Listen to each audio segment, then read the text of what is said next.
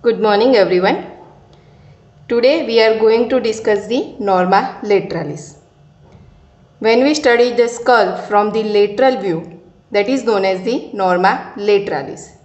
So in lateral view of the skull, we can see the nasal bone, maxilla bone, mandible, then frontal, parietal, sphenoid, temporal and occipital bone and the zygomatic bone. In norma lateralis, we can see the temporal fossa and the infratemporal fossa. But this temporal and infratemporal fossa we will deal in the next tutorials.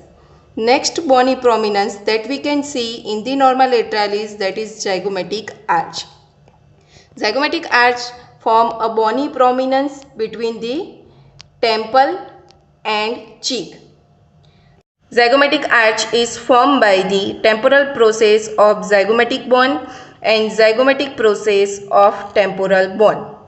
It is having upper border, lower border, outer surface and the inner surface. Between the zygomatic arch and skull there is a gap, and this gap gives passage to the tendon of the temporalis on its way insertion to the coronate process of the mandible. Now the upper border of the zygomatic arch, it is sharp. The anterior end of the zygomatic arch, it is known as the jugal point, and this upper border gives attachment to from outside to inside Galea aponeurotica and temporal fascia. Galea aponeurotica traced in front, it is attached to the posterior border of the zygomatic bone and temporal lines above. The upper border of the zygomatic arch traced behind it continue with the supramastoid crest of the temporal bone. Then comes the lower border and the inner surface of the zygomatic arch. It gives origin to the muscle of the mastication, that is masseter. The traced behind the lower border of the zygomatic arch, it present one tubercle that is known as the articular tubercle of root of zygoma. So here you can see this is the articular tubercle of root of zygoma. Here the posterior border divides into two roots, the anterior root and the posterior root. So the anterior root, it runs horizontally in front of the articular fossa for the TM joint, and the posterior root, it runs backward forming the lateral boundary of the articular fossa for TM joint, and then it continue with the supramastoid crest. The posterior root ends in a small tubercle that is known as the postglenoid tubercle. So again, this is the articular fossa where the head of the mandible fits to form the temporomandibular joint. The anterior boundary of the articular fossa is formed by the anterior root of the zygomatic arch, and the lateral boundary is formed by the posterior root of the zygomatic arch. And at the junction of this anterior and posterior root, here you can see the articular tubercle of root of zygoma. So to see the mandibular fossa, we need to see the skull from the base. So here you can see this is the articular fossa or mandibular fossa where the head of the mandible fits to form the TM joint. So this articular fossa is having two parts, anterior articular part and the posterior non-articular part.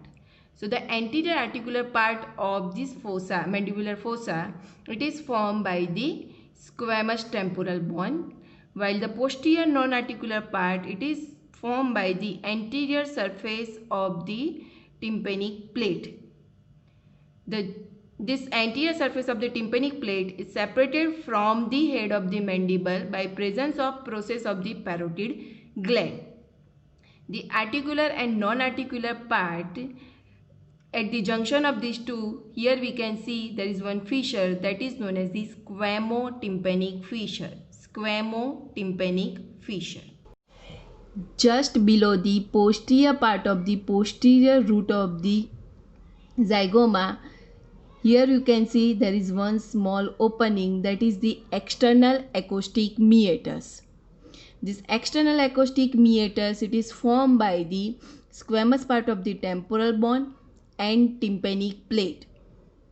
So if you see the exact walls, the roof and the upper part of the posterior wall, it is formed by the squamous part of temporal bone, while the anterior wall, floor and lower part of the posterior wall of the external acoustic meatus, it is contributed by the posterior surface of the tympanic plate. The margin of the external acoustic meatus is roughened. Just behind the external acoustic meatus, little posterior and above, postero-superior to the external acoustic meatus, we can see a flattened depression that is known as the suprameatal triangle. If we see the boundary of the suprameatal triangle, the superior boundary of the suprameatal triangle is formed by the supramastoid crest. The anterior boundary is formed by the postero-superior wall of the external acoustic meatus, and the posterior boundary of the suprameatal triangle, it is formed by a vertical tangent drawn from the posterior wall. So this is the suprameatal triangle. The suprameatal triangle, it demarcates the location of the mastoid antrum. Deep to the suprameatal triangle, in adult, about 12 to 15 millimeter deep to this triangle, there is presence of the mastoid antrum. So whenever there is surgical intervention, the surgeon prefers this site behind the ear.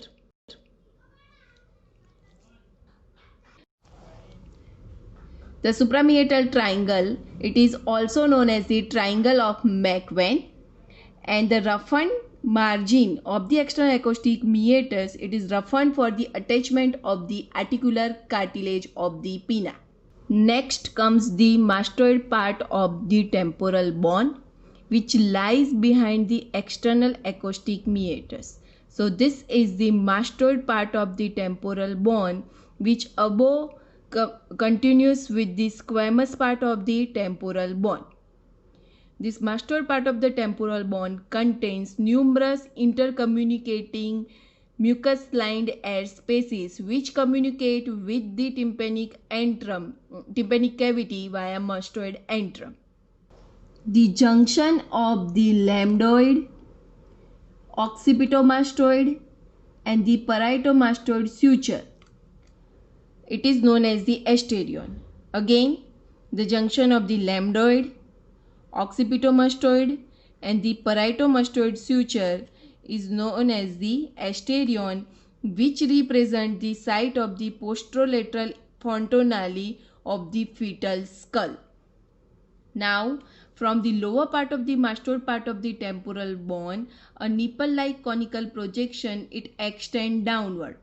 That is known as the mastoid process, and this mastoid process, it is absent at the time of birth.